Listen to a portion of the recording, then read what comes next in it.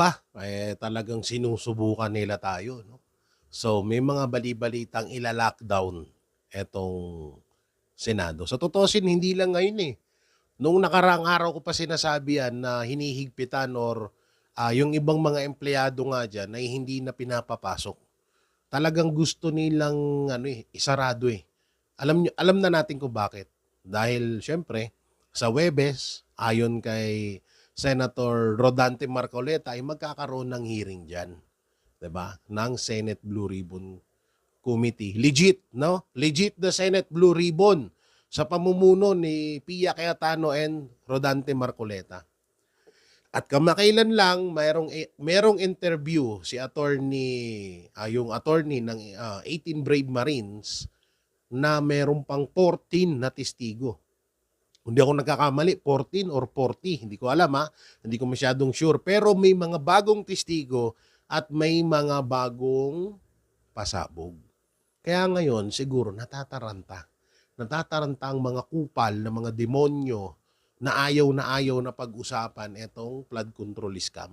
Kasi nga, lalabas ang mga pangalan. Katulad na lang yan, may ilalabas din si Corley, kung di ako nagkakamali, si Diskaya. 'Di ba? May ilalabas din si Diskaya na 150 na mga pangalan ng mga politiko. Siguro Congress at sa mga mga senador pa yan siguro. So ngayon, baka yan din yung nalalaman nitong mga panibagong testigo na ihaharap ng 18 Brave Marines. Aba, kaya siguro natataranta na sila at kaya siguro ginigipit na nila yung mga empleyado. Ang kawawa lang dito yung mga empleyado. Kung kayo ay nagpapakontrol sa, ayoko lang magmura talaga sa mga putang inang mga bossing nyo, wag nyo idamay yung mga empleyado na Senado, nagtatrabaho lang yan. 'Di ba? Kung kayong mga senador, mga galit kayo sa isa't isa, putang ina nyong lahat, wag nyong idamay yung mga staff. Wag nyong idamay yung mga empleyado. Wala silang kinalaman sa gulo nyo. Yang mga yan, nagtatrabaho yan, naghahanap buhay ang mga yan. May mga anak, pamilya, kapatid, magulang na pinapakain, pinapaaral at ginagastusan niyang mga yan. Putang ina nyong lahat. Hindi ko na hindi ko na tawag dito, hindi ko na para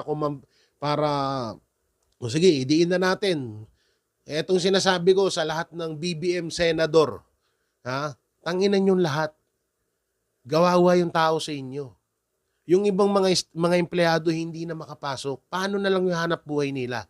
Buti sana, sige,